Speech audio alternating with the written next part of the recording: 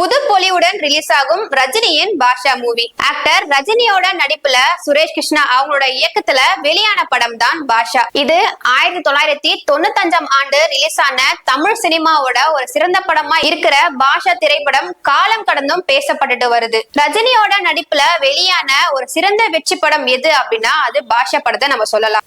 இந்த நிலையில இந்த படம் நாளைக்கே தியேட்டர்ல ரீ-ரிலீஸ் ஆக இருக்கு அப்படின்னு நம்மளுக்கு தகவல் வெளியாகி இருக்கு. இந்த படம் 4K தொழில்நுட்பத்துல புது பொலிவுடன் தயாரிச்சுட்டு வந்திருக்காங்க. இந்த படத்தை தயாரிச்ச பிரபல தயாரிப்பாளரான தன்னுடைய சத்யா மூவி நிறுவனம் அவங்களுடைய 60வது ஆண்டுல அடி எடுத்து வச்சிருக்கு. கொண்டாடுற விதமா சத்யா மூவிஸ் இயக்கிய பாஷா திரைப்படம் திரும்பவும் ரீ-ரிலீஸ் ஆக இருக்கு.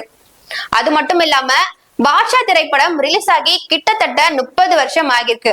இதை கொண்டாடுற வகையிலயும் இந்த படம் திரும்பவும் ரீ-ரிலீஸ் செய்யப்படுவதா சொல்லியிருக்காங்க. இந்த படம் ஏற்கனவே 2017ஆம் ஆண்டு ரீ-ரிலீஸ் ஆகி நல்ல வரவேற்பை பெற்றுச்சுன்னே சொல்லலாம்.